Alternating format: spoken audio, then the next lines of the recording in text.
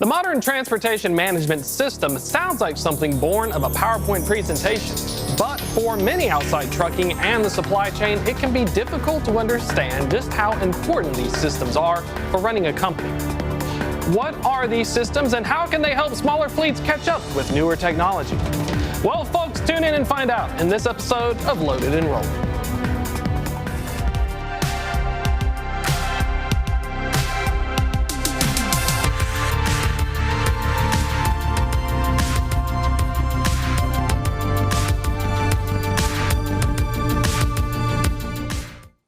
Welcome to Loaded and Rolling. I am your host, Thomas Wasson. Depending upon the size of your fleet, the way you run it can vary. I've experienced this firsthand when using a dedicated fleet operations platform at a multi-billion-dollar trucking firm, and even at a basic level with an Excel spreadsheet when I managed but a handful of trucks. But for most of trucking, the mom-and-pop small carriers under 5 trucks that make up between 90 and 95% of all authorities, a transportation management system, or TMS, can feel a little bit overwhelming. Well, the good news today is that we're going to dive in and figure out what they do and how they can help improve some of the chaos that I lovingly call fleet life. Joining me to talk about the value of a TMS and what they can bring to the table are the folks at Alvys. For those unaware, Alvys is a cloud-based transportation management system with automation to specialize in workflow efficiency. We welcome Ava Barnes, VP of Marketing, and Leo Gorodinski, CTO. Welcome, y'all. Hi, happy to be here. Happy to have y'all on. The first thing I always had to ask, remember we had you on SiriusXM, was Alvys, it's like Elvis, but with an A, just to make sure. That's right. Elvis Presley. And looking into the origin story, I'm always excited because every company I get to talk to, everyone has this amazing story. What's kind of some of the foundations? How did y'all decide to get into, the TMS business? Well, it's an interesting story. So the founder and I actually go way back. I met him in college, which was almost 20 years ago.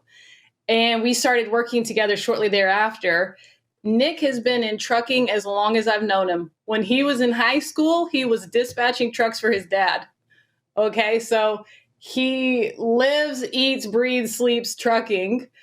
And he actually tried to be an investment banker for like a couple of years at JP Morgan, and he went right back into trucking, started his own carrier, and then moved to being an asset-based broker, grew that business for like 10 years. And this is really the birthplace of Alvys, because when he was running the asset-based brokerage, he was looking for a TMS. He was doing what you mentioned in fleet life, like a lot of small operations do. He was using spreadsheets, and he had tried some of the TMSs out there. He knew that he needed to get more organized in order to add more trucks, in order to grow his brokerage. And so he could not find a TMS that really met his needs. So he built one to solve the problems he was facing, to send those alerts to his entire team before he had major issues with a load. He would get the alerts, it would pop on the screen, stuff like that. He's built into the system because it's what he needed in his operation at the time. And so, he built it for his brokerage. He scaled that brokerage. It became a huge, successful company using Alvys. And then he transitioned to running a tech company, which is what we're doing now. And the rest is history. We're trying to help other small to mid-size carriers, brokers, hybrid operations get organized, scale their business, make life simpler.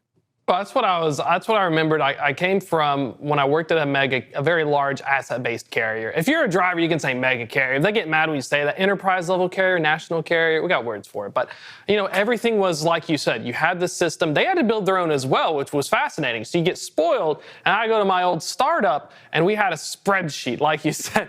And let me call the driver. Let me text him on my cell phone. I literally get calls to this day from carrier pack, because I put my name on the carrier packet. I was like one of the first employees. So I could feel that pain when you're trying to say, oh, I wish I had this. Was there, when you're building a TMS, was there something that in the beginning that you had to have immediately, or was it something that you just kind of put together as you had, the ability, when the dev team kind of pushed it out? I mean, we have iterated on this thing a lot over the years, and we went to market, I guess 6 months ago. And so, yeah, early on, it was just a matter of the spreadsheets, which I get it. Like, use a spreadsheet when you're small. The spreadsheet is free. Maybe you're using Excel, maybe you're using Google Docs. It's free. You can customize your spreadsheets, but when you start to add more trucks, anybody who's running a trucking company knows it's kind of like playing chess. You know what I'm saying? You have to plan out all of your steps in advance. Once you have a couple of trucks, you've got multiple chess games going at one time, and there's all these things that can go wrong. It's kind of like you're playing 5 games of chess in a room with a toddler and a Labrador, trotting around. There's all these things that can go wrong. And so at some point, that spreadsheet is not going to help you as much as it should, right? You're going to be copy and pasting stuff in order to send it to your customer. So your collaboration is limited. You can't upload documents. You can't upload images. You can't have all that documentation that you need attached to each load to keep things organized. It's not integrated with your accounting platform. And so things become really inefficient, and the errors start to increase. The issues start to increase as you grow. And so that's where, you realize that the integrations are a first step that's really going to help you. So you don't have to have 10 tabs open anymore. Now you can have your load boards on one platform in Alvys. You can have your factoring company if you use one. You can have your accounting software all in one place. You're logging in one place. Everything is stored in one place. The whole staff can access it in real time. There's a driver mobile app, so you can keep track of the drivers without calling them 1,000 times. So yeah, it started probably with that dispatch planner, with the integrations early on, and we've iterated so much since then. Yeah, it's really grown. Well, that's what I'm excited to see. We also have Leo Gorodinski joining us as well, the CTO. And Leo, describe some of your experiences as well as you're growing this. Being the CTO, you're probably in this stuff day in and day out. What are some of the coolest things that you've gotten to work on, or some of the surprise challenges as you're developing this platform? So the coolest thing is that our software has a very concrete impact on the work of these trucking companies, these freight brokerages. As Ava was saying, Excel is very limited, but Excel is probably the most popular tool used by these freight brokerages. And the best way to see its limitations is just to spend a day with one of these trucking companies and see all the things that they have to do. Excel just doesn't cut it. Excel is sort of like sharing a whiteboard between the whole team, but they have to go in and write things down, erase things, replace things. And so it doesn't really take much imagination to come up with a platform that eliminates a lot of this overhead with using Excel spreadsheets. And that's one of the coolest things, is like, it's like we don't have to reinvent the world.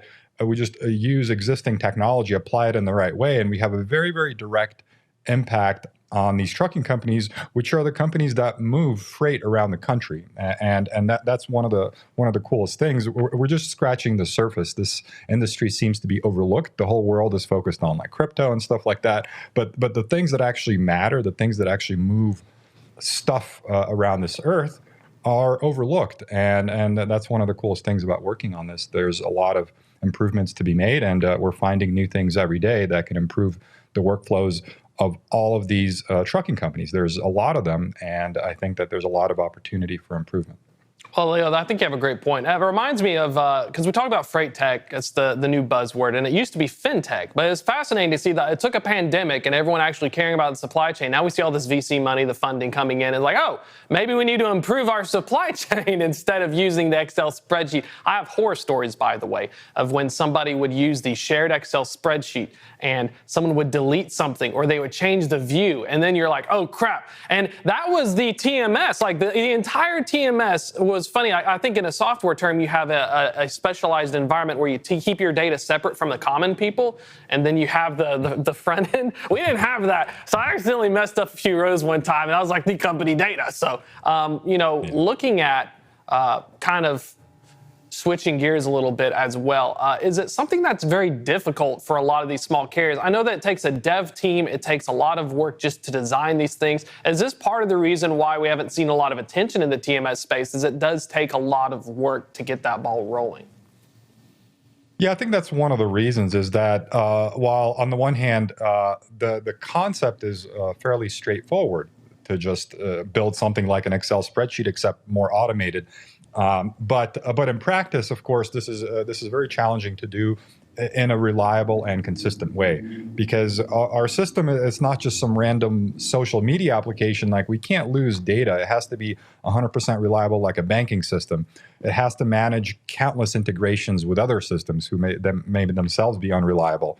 And so while the concept is simple, putting it into practice, putting it to use for logistics is a very difficult challenge. And I personally think that's one of the reasons why this hasn't been done. I think a lot of companies have attempted.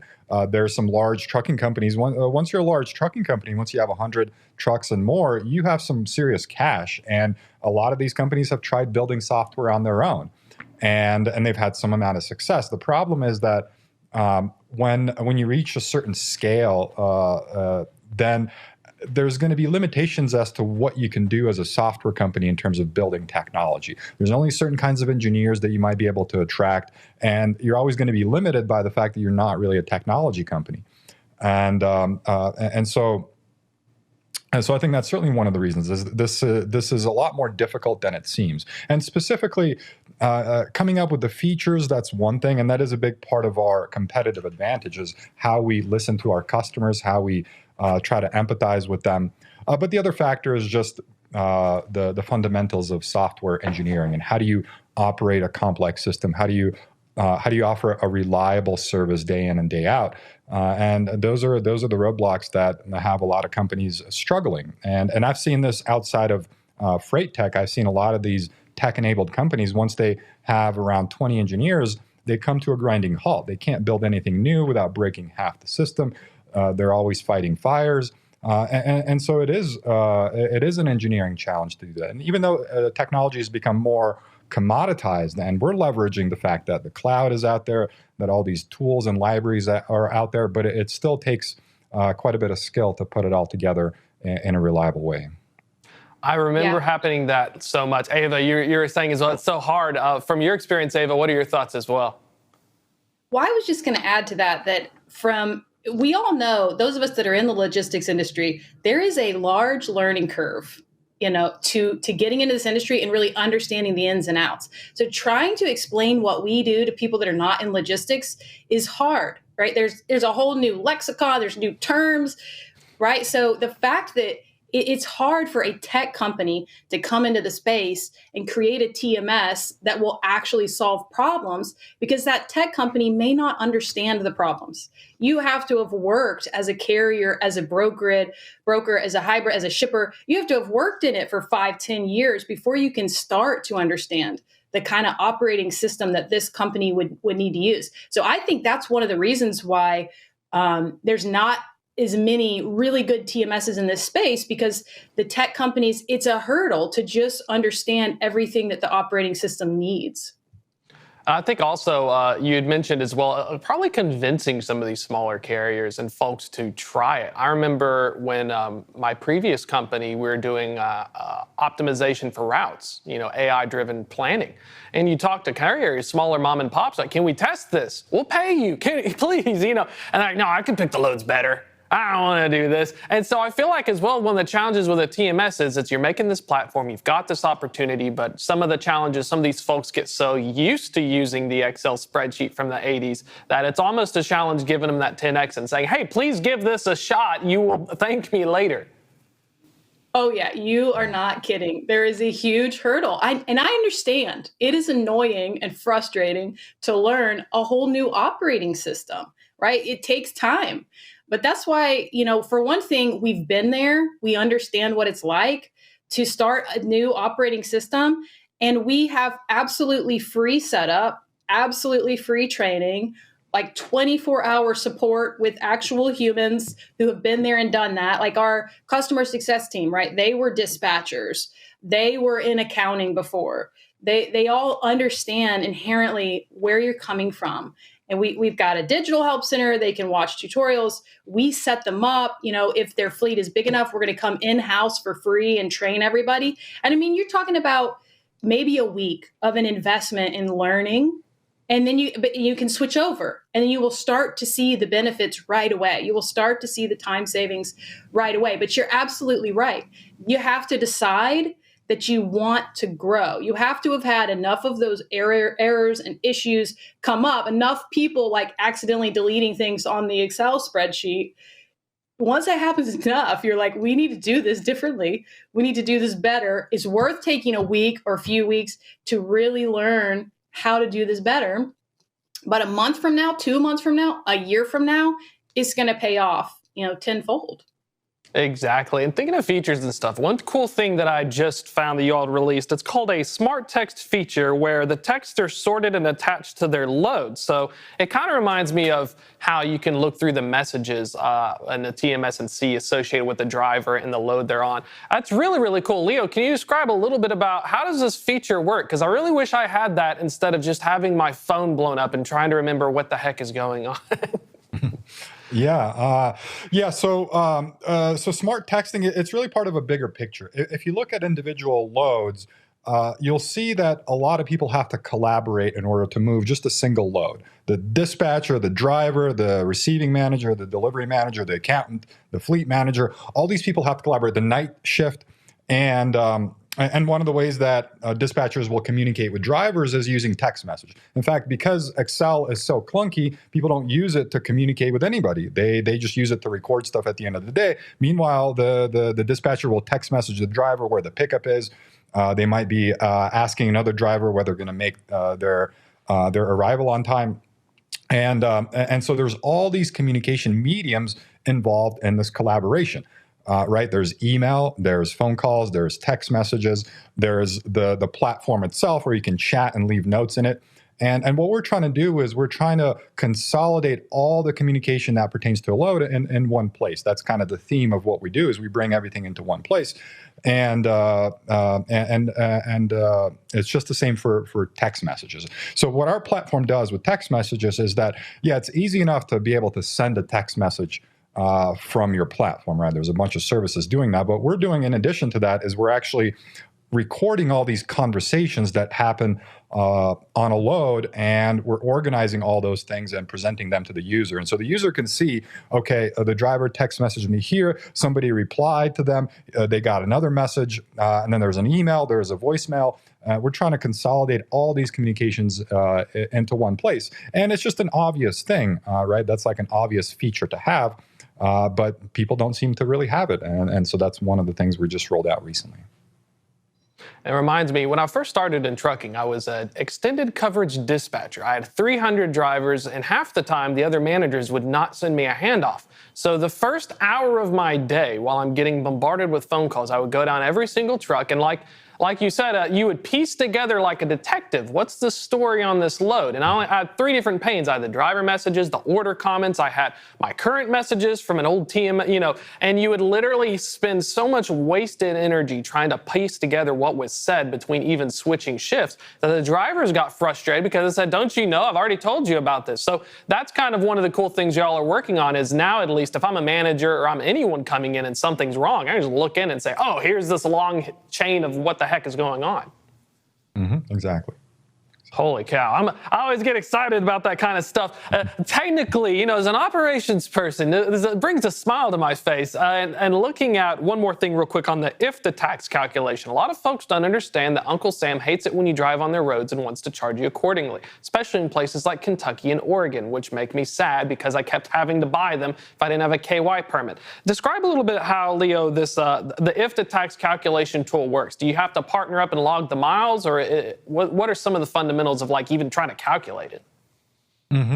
Yeah. So one of the things to know about our platform is that people live in it all day long. Our users live in our platform, and so as a consequence, we have a lot of data. We have a lot of information, and we certainly have information about the trucks, where they are, where they've been, all the loads that they did in a given period, and so that positions us to have this if the calculation feature. It's just we have all the data on our side, and we allow our users to plug in their ELD provider, so we can pull the miles down from that. But again, it's an obvious feature. We have all the data. We can calculate what the tax is for each individual truck. And now, of course, putting it all together into a coherent feature takes quite a bit of work. But again, we have all that data, and it's just a no-brainer to offer this service to our users. It's already all in there. They just get in and calculate their IFTA taxes, and they're on their way. I don't miss that part. I really don't. There's some things that's why I joke around with the fleet life when the operational, the friction that's involved, just even trying to figure out internally. Ava, looking at, speaking of trying to overcome frictions and stuff, as you're building up this TMS, is kind of the way to go right now more API integrations for TMS providers, or is there ever an instance where you all are looking at it and saying, I could build this better? Yeah, it's a little bit of both. Sometimes the people that we're integrating with, like recently we integrated with DAT. We're also, we have a couple of load boards we're integrated with. Sometimes those things are smooth and easy because their APIs are set up and, you're off to the races. Sometimes those integrations take a little more time. And like Leo alluded to earlier, the company you're trying to integrate with, sometimes their code is not where it needs to be for all the integration. So it just depends. Leo, you might have some more thoughts on that. Mm-hmm. This is something that we think about, and we certainly need to have the mindset that we're going to be integrating with a lot of different third parties. That's just the reality. That's part of the value that we offer is all these integrations. But at the same time, one of the things that's very important for us, like I said earlier, is reliability. And there's several services we have on our critical path. And so we're always looking at those as an opportunity to improve their stability, and sometimes that might mean offering the service on our own. And so that is something that we look at. I think that we can leverage our position as this sort of operating system to offer additional services. But right now our mindset is on building these integrations. Part of the complexity that we have is actually managing a large number of integrations. And if we do this right, then we can offer a very valuable network to our users. But yeah, we're always looking for opportunities to improve the service. And in some cases, we have to step in and offer the service of our own if what's out there isn't reliable enough.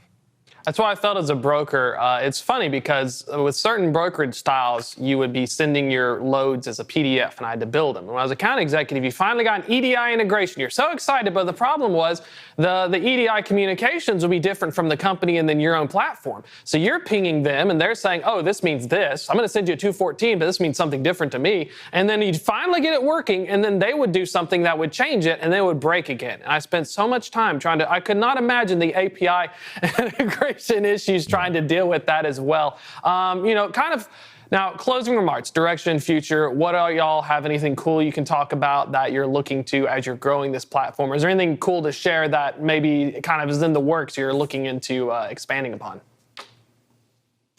Well, this smart texting feature, like I said, it's part of a bigger feature that we call integrated communications. And that's where we want to correlate any kind of communication that pertains to load. We want to bring it all into one place so that we're truly an operating system. You can operate your whole fleet from just within Alvys. And that's kind of one of the directions we're heading. But we have a lot of different features. You mentioned EDI. We have a lot of EDI integrations. That's a big mess out there. That's absolutely the case. That EDI, on the one hand, seems like it's better than sharing PDFs, but there's all these problems. The protocol itself is archaic. Using FTP, which is not really heard of these days. And there's no consistency in all the different implementations of EDI. So in effect, EDI ends up being just a useless standard because nobody really follows it. And it takes a lot of effort to just integrate with an EDI service. And so we're building a lot of these integrations, and that's what we're going to be doing for the foreseeable future, is building integrations with existing TMSs, allowing our users to sit in Alvys all day without having to leave. Oh, it's exciting stuff to watch as well. I hope one day we get to a future where we overcome EDI, because every time they would send something, it would put the wrong error in information, and then I would have to redo it. I spent the entire time building the loads after they came through EDI and fixing them, so I'm super excited for that. Closing thoughts, Ava, if folks want to learn more about Alvys as well, sign up, test it out, check it out, where do they need to go? Yeah, absolutely. So alvys.com, ALVYS.com. You can actually watch demos. We've got a YouTube channel with a bunch of demos you can see. We did the FreightWaves 7-minute demo. So if you want to just see like a 7-minute little overview, if you go to our website and the news, you'll see that demo you can watch. And then you can try it for free. If you're the kind of person you just want to jump in there and mess around with it and see what you can do, play with it, you can try it for free. Take 2 weeks on us, whatever, play with it. Yeah, so alvys.com is going to get you all the info you need. Perfect. Thank you all so much for coming on. It was wonderful to have you on the show as well, and looking forward to hearing about what y'all are working on next. I mean, the world needs a good TMS, and I'm very excited to see what y'all keep working on. Awesome. Thank you, Thomas. Thank you. That's going to be a wrap for this episode of Loaded and Rolling. We're still currently live, though. You can check us out, though, after this recording finishes on Apple, Spotify, and tv.freightwaves.com/loaded and rolling. I do a newsletter as well. It is every Wednesday night and Saturday morning. I didn't pick the times, but it still works. Other than that, join us next Tuesday, 1 p.m. Eastern, and we will do it live.